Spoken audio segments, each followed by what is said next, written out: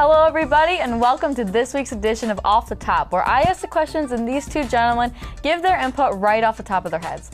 I'm Jade Hanson and here with me today is Chancellor Johnson and Misha Tsatskin. There's so much going on in the sports world that we could talk about it all day, but let's start with college ball. Louisville made a big jump this week, going from number 10 in the AP poll to number 3 after upsetting Florida State at home. Chancellor, I know you're big on the Cardinals. What do you think of them this weekend? That's right. I talked about them last week, and I'll do it again. Louisville had a great game against the number 2 team in the nation, the Florida State Seminoles. They dominated from start to finish, and Lamar Jackson put up 5 touchdowns on that Florida State defense. I said last week, that's a bad man, and I stand by that. And for the third straight week, he is number 1 on my Heisman list, and I think it's hard for anybody to disagree with that. We're going to talk about last week. I got to retract the statement from last week. I said Leonard Fournette was the Heisman contender and was the number 1 contender. Lamar Jackson, man. 5 TDs, 4 on the ground, 1 passing. The man has 12 TDs this year. 12 TDs. No other quarterback can even get close to that in the college football. In the top 10. No one even close. And the fact that Louisville jumped 7 spots and their only next big game is against Clemson, that's going to be the real challenge. That's 2 weeks from now. If Lamar Jackson can keep this rolling, I can't see any reason why he can't be the Heisman.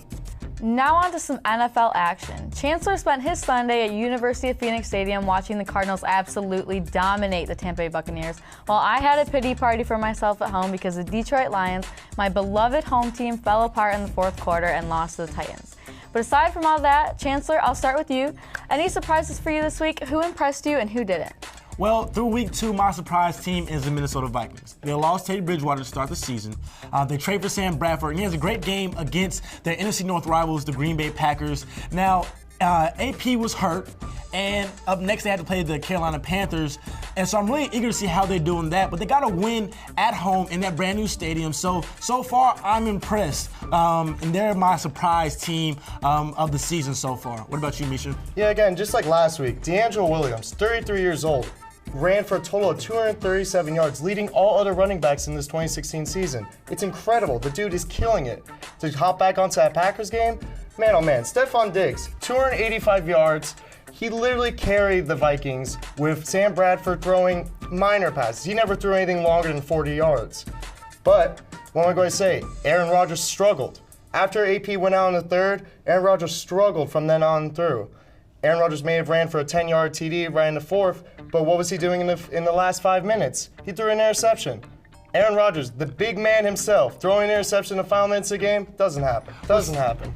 That's right, Stephon Diggs put up some big numbers, and I know his fantasy owners were really happy about that, but I wouldn't worry too much about the Packers. This isn't the first time they start the season off a little slow. They're 1-1, and I think they'll be fine. Aaron Rodgers has come through for them in the past, and the North isn't that tough for them, so they had a road loss against a division rival, but I know Aaron Rodgers, I'm sure they'll be fine. It's only week 2 of the season. They still got plenty of time to get some things together, so I wouldn't worry too much about the Packers, not yet at least.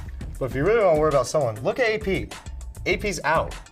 Should he opt to play? I mean, there's 3 options he can do. He can choose to play, but here's the problem. He's already got injury history in the past. He just came back from a torn ACL 2 years ago.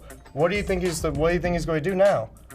Well, see, it's really up to AP. He knows his body best. You know, I'm sure he'll take the doctor's opinions and he'll kind of run with that. But we'll see how the Vikings do. We'll see how their running game changes and how that might affect their passing attack as well.